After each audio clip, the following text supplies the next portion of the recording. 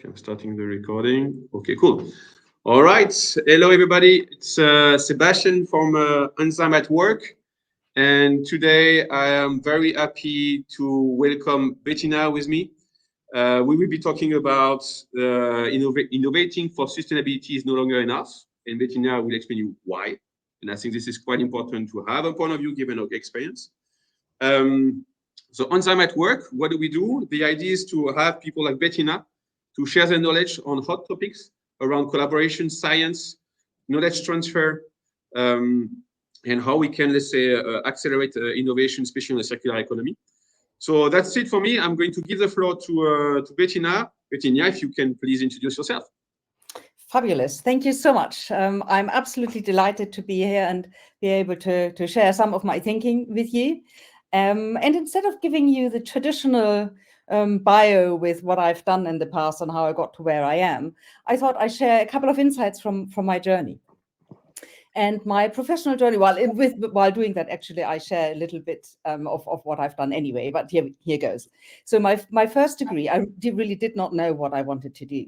I was quite keen on fashion design and on computer science. And I thought, well, architecture is a brilliant compromise. Let's do that. And out of convenience, I went to a university that was just around the corner from my hometown. Now, my biggest advice today to anyone thinking about what they might want to do with their professional life is find something that you can be passionate about. Hugely important. And don't make compromises. Try really to, rather experiment, explore, try out different things and find your true passion. Don't make a compromise because it takes up so much of your life. You don't want that. And also do not do something just because it's convenient. It's not worth it. So they are sort of some of the insights from my first degree. And then the other thing that I always like to share is some insights that I gained from my PhD work, which was about the effects of context and complexity in new product development. And that is really laid the foundation for my thinking around innovation as well. And so it is, first of all, when you want to, whether it is to become more innovative or any other change in the organization, you need to understand the specific context. So, we all know how wonderfully innovative certain companies are, but try to replicate that in your own organization, and you will find that without translating it, it will be very difficult. So you need to understand your specific context and where you are coming from. The second thing is that if you really want to effect change, you need to look at the system. Unless you sort of understand the wider system and how the change that you would like to achieve needs to be reflected in the wider system, you're quite likely to fail. And what I mean by that is, for example, in the early stages of innovation, people had realized that collaboration and working in interdisciplinary teams is really important. But that was the only thing they did. They told people now work in teams. And so, of course, there was a lot of chaos, a lot of misunderstanding because people spoke different languages. And then probably very important, or maybe even most important, people were still being rewarded, remunerated, assessed based on their individual performance. And of course, then it becomes almost you have to act against your own self-interest to contribute properly, fully, entirely in the context of a team. So we really need to understand what else in the system has to change if I want to implement something new. What else is affected? And the third aspect is you really try to understand people. I do not believe that we as people resist change, but we resist being changed. And so what does that mean? It means, listen to people, involve them, ask their opinion, understand why they are resisting change. What are they afraid of? What are they worried about? And if you can understand that and meet them at that level, then I'm pretty sure that most people will not resist change. So this is, as I said, sort of in terms of the traditional, this is what I did over the years. This is sort of a little bit of an essence of the insights I've had along my journey. Thank you very much, Bettina. Thank you very much. I love what you're saying. We resist being changed. I like that. So we got in touch over LinkedIn, and there were a couple of topics that let's say are basically we're interested in the same thing. So what I like to always start with my guests is what is your definition of innovation? What is my definition of innovation? Well, it is almost 15 years ago that I've changed my definition a couple of times, but the one that for me still holds true is that innovation is about embracing the path of change to create value, whereby the value has to be for all three aspects of the triple bottom line. Because mostly still today value is defined in commercial terms and in money terms.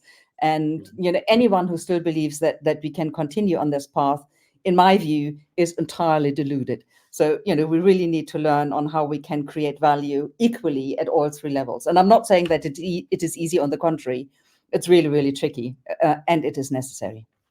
Cool. Thank you very much, Bettina. So now let's go deeper into, let's say, what's your day-to-day and what you do and your topic of interest. So wide open question, but let's see, what is cooking in your space? What are you up to? What do you like? What do you see? Yes. Well, I the thing that I am most passionate about right now is to help both create an understanding for the necessity and how to go about regeneration, or more specifically, innovating to regenerate. Because I believe, and I just believe that where we are with the state of our planet, anything else is just delusional.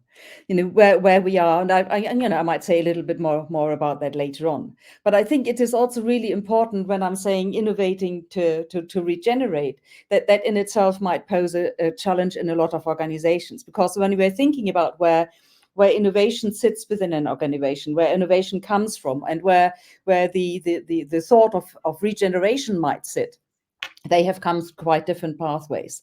And so for me, regeneration is the next level of evolution of something that has started in the early days with philanthropy, then morphed into corporate social responsibility, then sort of morphed into sustainability. But as the title says, even sustainability, keeping doing what we are doing, is just no longer enough. And I know that circularity is a big topic at the moment, and rightly so, and it is hugely important. And again, where we are with the challenges that we have created for ourselves, circularity, even if we keep 100% of what we are taking from the planet in circulation today, will still go down the drain. So the only way we have to really create a future for our children and children's children is to start to think about how can we move into regeneration with what we do. And that for me is the biggest challenge, because we are still, we are in the early stages of defining on how we can go about it. There are pockets where people understand what it is and how to do it, but they are just very small pockets right now, and we need to grow these pockets as quickly as we possibly can in order to try to get our planet on a slightly better trajectory. Okay, so you address, let's say, what's cooking in your space, what you are interested in, and say why does it matter somehow. So regeneration is something I am hearing more and more over the last 2 to 3 months. I would say before that it was all about sustainability, circular economy, all of these things. So this is quite interesting. So can you, because it's kind of new for me, this topic, and I think new for a lot of the audience out there. So can you give us some tips and tricks or advices, best practices for the audience when it's come about actually executing on this regeneration? Do you have some? Can you explain how to implement? Can I explain a little what is it all about? Yes. Yes. Thank you. I'm just trying to remember when he first published his framework. So maybe just a couple of cornerstones. It was Bill Reed who first created a framework which looks at business, the way we are businesses are currently operating, which is just take. It's just taking resources from nature without paying anything back. And so we are saying, we want to sustain things, which means we want to do less bad.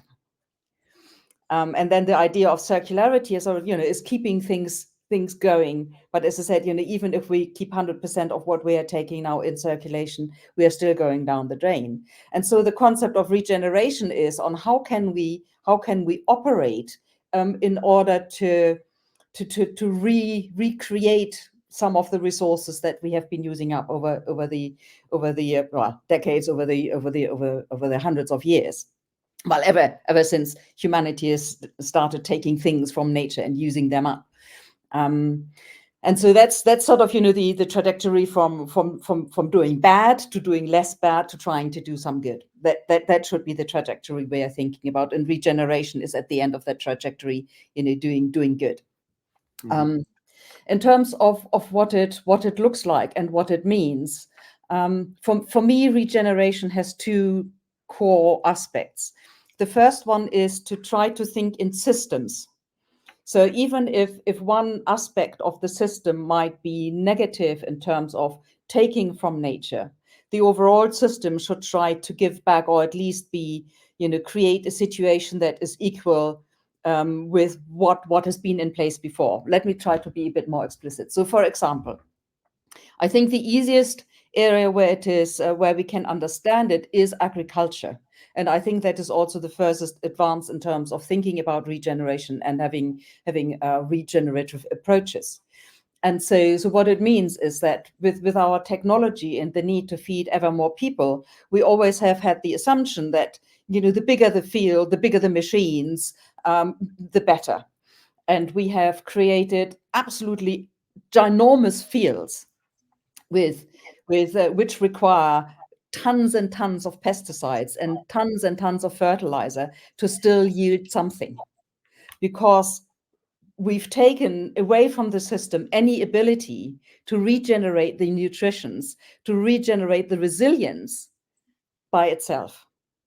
And of course, over time, especially if you've got those huge fields, there's absolutely no biodiversity, which means there is no protection from any pests.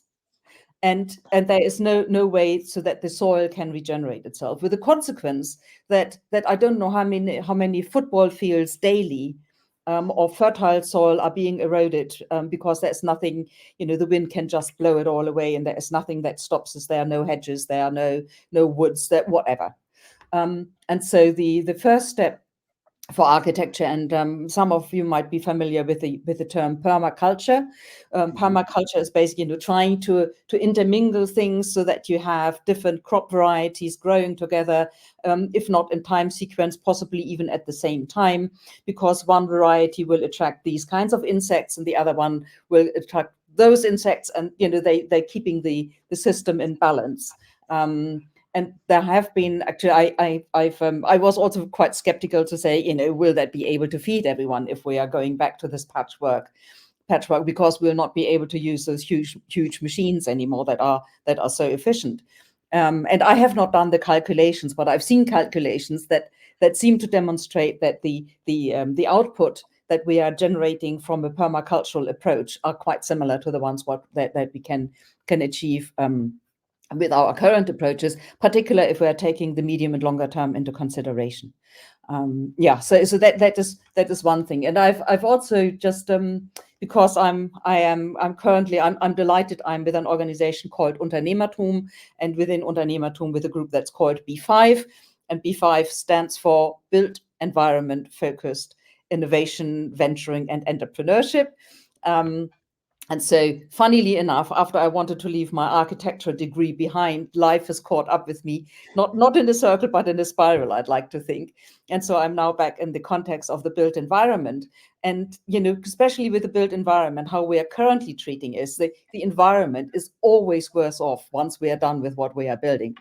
Always, almost always, we are plastering everything shut and all the rest of it. Yet, at the same time, buildings have this huge opportunity to recreate, to replace the nature that has been taken, to replace it by having green facades, by having gardens on the roof, by, there are so many ways and possibilities for rainwater harvesting, so it doesn't flood down the streets and all sorts of things. So there is I believe, especially for the built environment, there's a huge opportunity to create infrastructure that is supporting the regenerative approach. Other examples are sort of also when we're thinking about something that always bugs me, that in recent years, I know how important solar energy is and how amazing that we are getting the source of the energy for free. Right. And what are we doing? We are then cutting down forests and we are plastering fields and meadows with solar panels. I mean, seriously, I can get so hot under the collar about that. Whereas we've got so much infrastructure that is already there, that where we've already covered stuff, and we're not using it. For me, one of the prime examples is we've got such extensive road networks. Why not cover all these roads, with solar panels? Because the roads are generally free from trees and leaves, so there's not a problem with that. We already have the ground covered. It has the additional benefit. It protects the roads from climate impact. Whether it is heating the cars or heating the tarmac with all the heat radiation that comes from it. I mean, there are so many very easy, in my view, and straightforward examples. The challenge is that people who've never collaborated before need to start to collaborate and need to find a way, like the people who are building the roads need to collaborate with the people who are building the solar panels and the solar works. And why do we want that's complicated? While we are better off doing, just one thing. It's annoying to have to collaborate and to coordinate. Yes, but does that help sort of give a glimpse into what I mean? Yeah, cool. Yes, definitely. So we are going towards the end, and my last question is how do you see your space in 5 years from now? But I'm going to add a little bit of a twist to my question. Is, I mean, out there you have more and more people. When you look at that title, they are VP of sustainability, VP of circular economy, blah blah blah. So these guys are just into understanding the concept and the goals of circularity. Yeah. And now they already need to think about regeneration. So back to my question, how do you see your space in 5 years from now? Yes, well, I also like to pick up on something you mentioned earlier, sort of about best practice. I have a bit of a bone to pick with best practice, because best practice is doing what others have already been doing for a long time. And certainly in the context of innovation, is not what we should be aspiring to, right? So for me, is especially with the time pressures that we and our planet are under, we really need to look at what is currently considered best practice and saying, how can we move beyond that? What can we do next? And I think in a similar vein is with circular economy. I so get it. This is where organizations are, and it is hugely, hugely important. And again, to refer to B5, where last year we had 2 events, and we basically have a partnership model where we work with large corporates that are working somewhere along the supply chain of the built environment. And basically the 2 key events we do for them each year is one for the operational level and one for the C level. And so last year for the operational level, we worked with circular economy. That's where people can get their head around. That's what they can understand, where they can get engaged hands-on, because we know already quite a lot about it and how it works and how to implement it. And so the C-level event, which was later that year, then we talked about regeneration. And the image I have for well, there's a poem by Franz Kafka that I can include in my notes that encapsulates the sentiment of where we are and what we have to embrace, what we have to have in our mind. And so it is really, we know that we just cannot continue on the trajectories we are on, at least not if we care about our children and their children. We just can't. And so it is, and yet at the same time, for many areas, what regeneration looks like, we know it is thinking in systems. We know it is learning from what works in nature, because nature in itself, our body is quite regenerative. We also age and die eventually. But if we were not regenerative as a system, we wouldn't even live, right? Anything that doesn't regenerative dies, is dead. So these are the 2 fundamental premises for me of regeneration: thinking in systems, learning from nature, and how we translate that into our daily lives, into our businesses. That is the fog in which we need to go. And there are some brilliant thinkers, John Fullerton, who thinks about regeneration at the economy level. There are people like Daniel Christian Wahl, who looks at regional regeneration. So it's always sort of a kind of system. And then there are Laura Storm and Giles Hutchins, who are thinking about what does regeneration mean for leaders. I'm sure there are many more. These are the ones that have crossed my path and that I'm familiar with. But it is really about, taking the little seeds that we are having and throwing them out there and following them and seeing on how we can do that. And one of the most important things is really the systems approach. Not one individual, not one organization, not even one country can really resolve this regeneration problem. That really we need to. It's all interconnected. We've seen that so many times over the recent years with COVID, with the freighter that got stuck in the Suez Canal and affected the world. Most people get it. We are truly deeply interconnected, which also means that we need to address the challenges in an interconnected way.